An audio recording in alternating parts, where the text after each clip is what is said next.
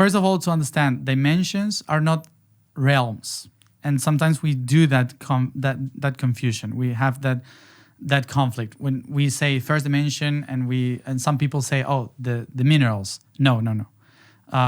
They're not realms, and they are not divided. A dimension is basically, the word dimension means a measurement of two. So something that divides in two, so you can measure two sides. That's a dimension in Latin. So what is a dimension? Is a measurement of 2 points of view, meaning that every dimension is just a measurement of only one thing that you are just dividing once and again to get the understanding of it.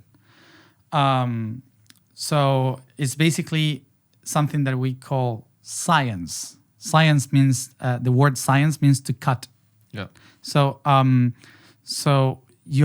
the dimensions are cutting stuff so you can get it, so you can understand it. So basically, the first dimension is the measurement of the one, understanding that everything is only one thing, and there's only one reality that you can only measure by the amount of one. It doesn't matter what it is.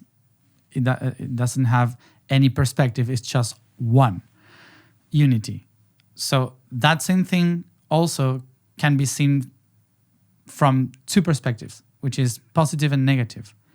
This positive and negative creates the polarity that manifests two options of the unity, called time and space. So through time and space, the unity will be expressed. When time and space collapse to one another, they create the third one, which is the option of experiencing a third different point of that only unity. So it's basically the unity staring at itself and experiencing itself. Then you have the fourth dimension, which is the frequency in which that thing is happening, meaning time. So the fourth dimension is basically how many times this is happening, when it's going to be repeated, So basically the fourth dimension is the process of the experiencing. As the only one thing starts to spin. That spinning is the fourth dimension. Then the awareness of that spinning is the fifth dimension, where all the data that you are living is recorded. The sixth dimension is, now that I am aware of this, I can transform it into something different. So I can use the awareness of the fifth dimension, the spinning of the fourth dimension, the experience in the third dimension, and the polarity in the second dimension to transform the first dimension. So that's the sixth dimension.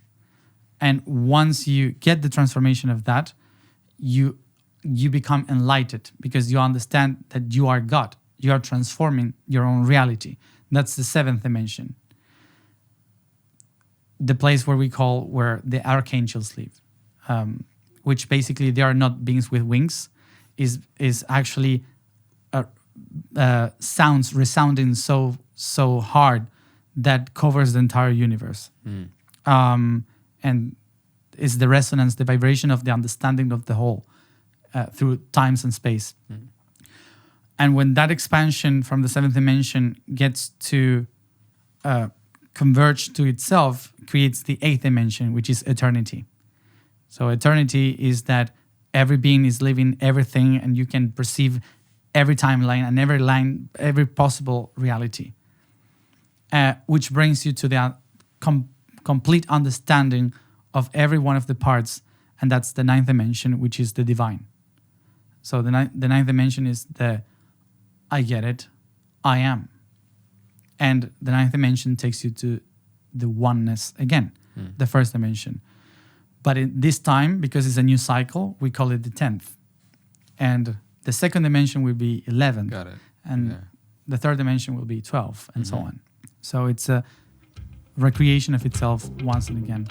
But it can be explained in many different ways.